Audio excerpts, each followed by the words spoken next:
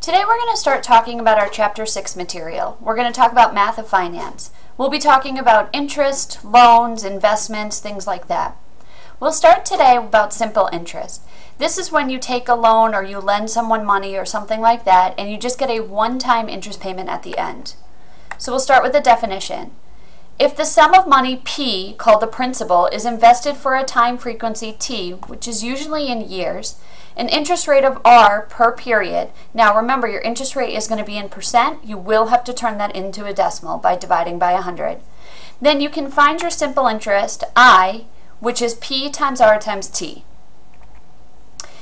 Very important, you have to make sure that your interest rate and your time are in the same units. So if it's an annual interest rate, then T should be in years, and that's generally how it works.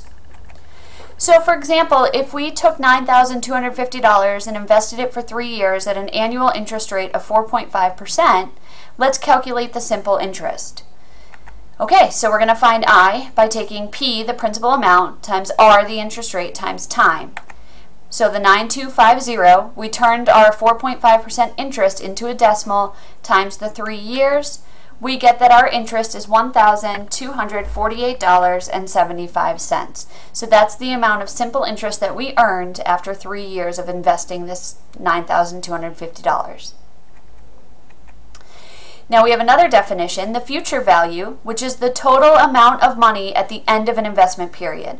So after you put your money into this bank account or whatever it is that you're investing in, at the end, once it gives you your interest payment, add that together, that's going to be your total future value. So our future value, which is represented by S, is your principal amount plus the interest that you earned.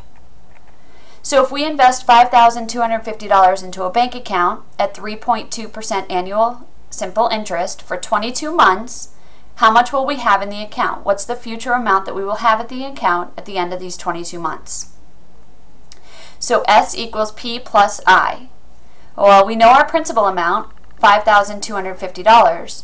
What are we missing? Our interest. So we're going to need to find that simple interest first. So I equals P times R times T. We know the principal amount is $5,250. The interest rate we turn into a decimal, 0.032. And then 22 months. Remember, it needs to be in the same unit as our annual interest, so it needs to be in years. So to take months and turn it into years, we'll take our 22 months divided by 12 months. The months will cancel and we'll be left with a year. So when we do that, we get that our interest is $308. So that means we earned $308 in interest. So to find our future value, we'll take the principal, what we started with, plus our interest, so the 5250 plus the 308, to get our future value is $5,558. Let's do another example. If we took $1,000 and invested it at a simple interest rate of 4%, how long does it take till we get $1,250 in the account? So we're looking for when the account will reach $1,250. We started with $1,000. Notice that that is the future value, that $1,250. So, using our future value formula, we can get that interest is $250. So we know that we earned $250 in interest.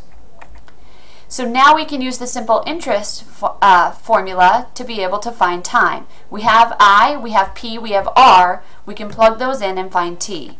So 250 equals 1,000 times, we turn that 4% into a decimal, times T. Do any basic simplifications first. Don't have your calculator do too much for you. So take this 1,000 and this 0.04 and multiply them together. And now it's just a regular algebraic equation, divide both sides by 40, and we get 6.25 as T. Now remember that T is measured in years, so this is 6.25 years, or 6 1/4 years. What's a quarter of a year? 3 months. So that 6.25 is 6 years and 3 months. So it's going to take this account 6 years and 3 months to grow from $1,000 to $1,250. Okay, that's it for simple interest, and we'll talk about more interest problems next time.